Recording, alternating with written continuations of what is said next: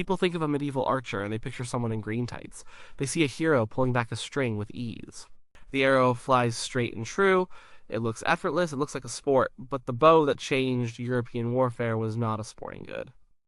It was a weapon of immense power, and it was not easy to use. We're talking about the English longbow, or more accurately, the warbow. This was not the simple wooden arc you might see at a Renaissance fair. It was a serious piece of military hardware. It was usually made from a single stave of yew wood. Yew is special. The heartwood in the center of the tree resists compression.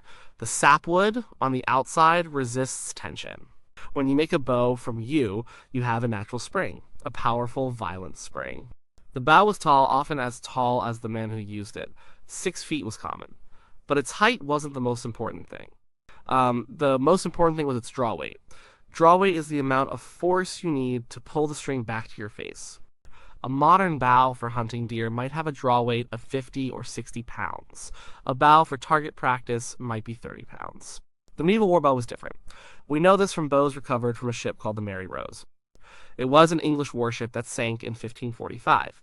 When they raised it centuries later, they found over 100 longbows and thousands of arrows preserved in the silt.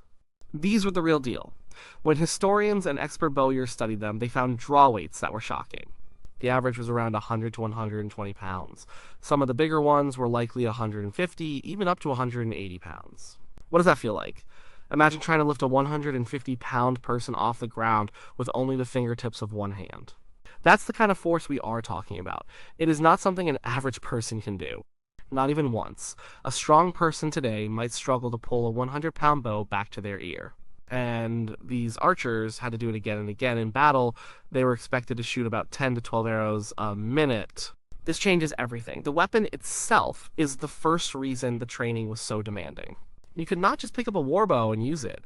It wasn't an intuitive tool. The bow demanded that the user be incredibly strong. Not just generally strong, like a laborer who lifts heavy things. It required a specific, highly developed kind of strength. The muscles in the back, the shoulders, and the arms had to be conditioned over many years to handle that kind of repeated strain. So, the first part of the training wasn't about aiming, it was about being physically capable of operating the weapon system. The bow was the engine of war, but the archer's body was the machine that made it work. Without a body that could handle the immense draw weight, the bow was just a useless stick of wood. The sheer power of the bow is what set the long training process in motion. It was the starting point for everything else. An untrained man facing a warbow was not an archer. He was just a man holding a stick he couldn't bend. The tool dictated the training, and the tool was a beast. You can't build a body capable of drawing a 140-pound bow overnight. You can't even do it in a year. It takes a lifetime. The training of a medieval archer did not begin when he enlisted in an army. It began when he was a child. It started young. A boy might be given his first bow around the age of 7. It would be a small thing with a light draw weight he could handle, but it was a start. He learned the basic form, how to stand, how to hold the bow, how to pull the string. He would practice constantly. This was not just a game. In England, it was the law. Laws were passed that required men and their sons to practice archery on Sundays and holidays. As the boy grew, his bows grew with him. He would graduate to a slightly stronger bow, then a stronger one. Each step was a small increase in draw weight. His body adapted slowly, over years. The bones grew thicker. The muscles developed in a very specific way. This wasn't about building big, bulky biceps. It was about building the powerful muscles of the back and shoulders. The latissimus dorsi, the rhomboids, the trapezius. These are the big muscles that do the real work of drawing a heavy bow. We have physical evidence for this. Archaeologists have studied the skeletons of men believed to be longbowmen. What they found is remarkable. The skeletons are often asymmetrical. The bones in the left arm and shoulder, the one that held the bow, are larger and denser than the right.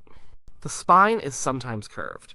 This condition, a form of scoliosis, was likely caused by the years of pulling against the immense force of the bow. The finger bones show signs of stress. This was a physical transformation etched into the very bones of the archer. This long, slow process was the only way to build the necessary strength without crippling the archer. If a full-grown man tried to jump straight to a warbow, he would tear a muscle or dislocate his shoulder. But By starting as a child, the body could grow into the task. It was like a bonsai tree, carefully shaped over time. By the time a man was in his late teens or early 20s, he would have been shooting a bow for more than a decade. His body was a specialized machine built for one purpose, drawing a heavy bow. This was a level of physical conditioning that is hard to imagine today. It's similar to how a modern Olympic gymnast starts training in early childhood. Their bodies are molded by the sport. The same was true for the medieval archer. His entire life was shaped by the bow. His diet would have needed to support this. He needed enough food, enough protein to build and maintain that muscle mass. He was a professional athlete, but his sport was war. So when we ask if they needed that much training, the physical evidence says yes.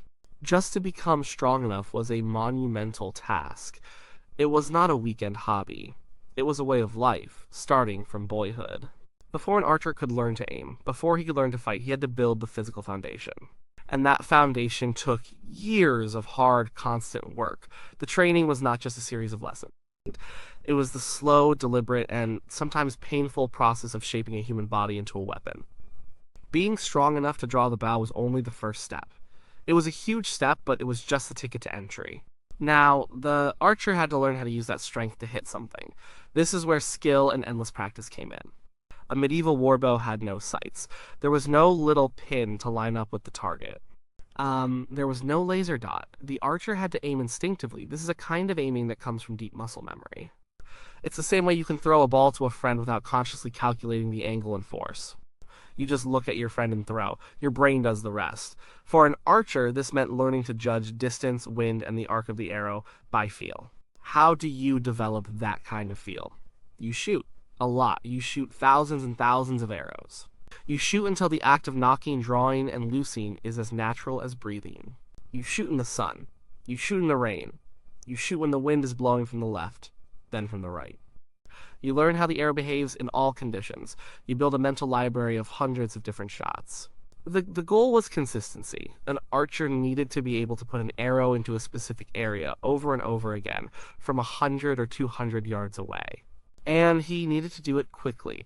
The great advantage of the longbow over the crossbow was its rate of fire. A good longbowman could shoot 10, maybe 12 arrows in a minute. A crossbowman was lucky to get 2 or 3 shots off in the same amount of time. Right? Think about what that means. To shoot 10 arrows in a minute, you have about 6 seconds for each shot. In those 6 seconds, you have to grab an arrow, place it on the string, pull back 120 pounds of force, aim, and release. Then you immediately do it again. And again! And again! There is no time for slow, careful aiming. It has to be automatic. This speed could only come from years of constant practice. The movements had to be economical and efficient, no wasted motion. Archers also had to master different kinds of shooting. The most famous was the volley. This is where hundreds or thousands of archers would all shoot at the same time, sending a high, arching cloud of arrows down onto an enemy formation. The goal wasn't to hit a specific soldier, but to saturate an entire area with deadly projectiles.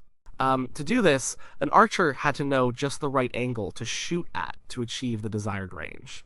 He had to do it in unison with everyone else. But they also had to be able to shoot directly at a target. At closer ranges, an archer would lower the bow and shoot on a flatter trajectory. This was for targeting specific threats, like an enemy knight or a crossbowman. This kind of shot required a different technique, a different kind of instinctive aim. An archer had to be a master of both. He had to be a long-range artillery piece and a short-range sniper, all in one. This level of skill could not be learned quickly. It required daily dedication. The village butts, the designated archery practice grounds, were a central part of life.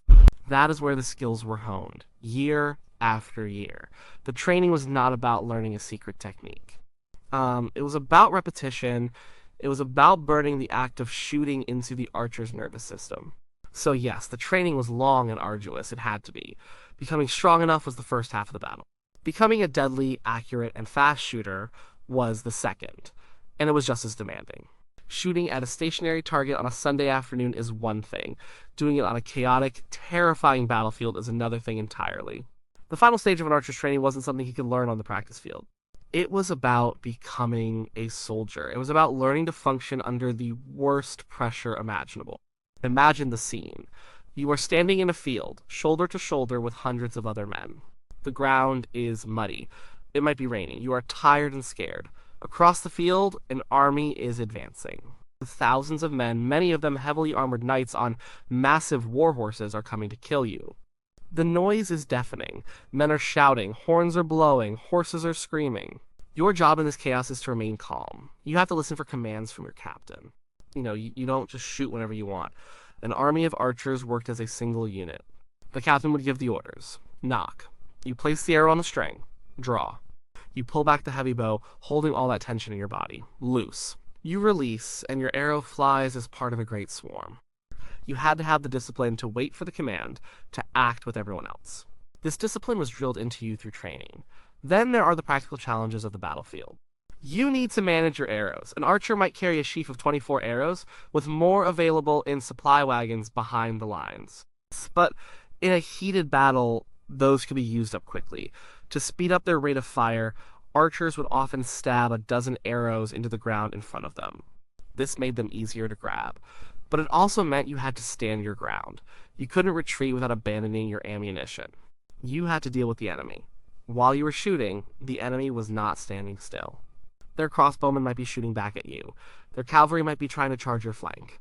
You had to be aware of everything happening around you while still focusing on your own task.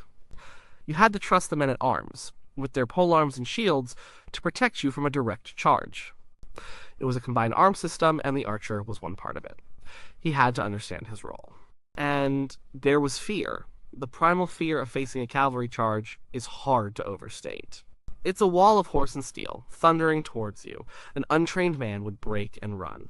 A trained archer had to stand his ground. He had to keep shooting calmly and efficiently until the last possible moment. He had to trust that his arrows, and the arrows of the men beside him, would break the charge before it reached them. This mental fortitude, this courage, was perhaps the most important part of the training. It was forged in the culture of the yeoman archer, a sense of pride and duty. So the training went far beyond the physical and technical. It was psychological. It was about turning a skilled individual into a reliable part of a military machine. It was about discipline, teamwork, and courage under fire. An archer who was strong and accurate, but who panicked in battle, was useless. The years of training were not just about building muscle and skill. They were about building a soldier who could perform his job in the face of death. That kind of mental conditioning takes a very, very long time. An army of elite archers doesn't just appear by accident. It requires a system. In medieval England, the longbowman was the product of a deliberate, society-wide effort. The training was so extensive because the state made it a national priority. This started from the top. And English kings, especially Edward I and Edward III, recognized the immense potential of the longbow. They had seen its effectiveness in wars against the Welsh and the Scots. They realized that a large body of trained longbowmen could give them a decisive advantage against the knight-dominated armies of continental Europe, like France. So, they set about creating the infrastructure needed to produce these soldiers on an industrial scale. They passed laws. The Assize of Arms in 1252 and other edicts that followed made it mandatory for every able-bodied man of a certain class to own and practice with a longbow. This was a radical idea. They were essentially militarizing a large portion of the civilian population. Sheriffs were ordered to enforce these laws, ensuring that men practiced regularly. They even went so far as to ban other sports. In 1363, a royal decree declared that sports like football, handball, and tennis were a waste of time. For time that could be better spent at the archery butts. This shows how serious the government was. They wanted a nation of archers, and they were willing to legislate it into existence. This created a massive pool of trained men.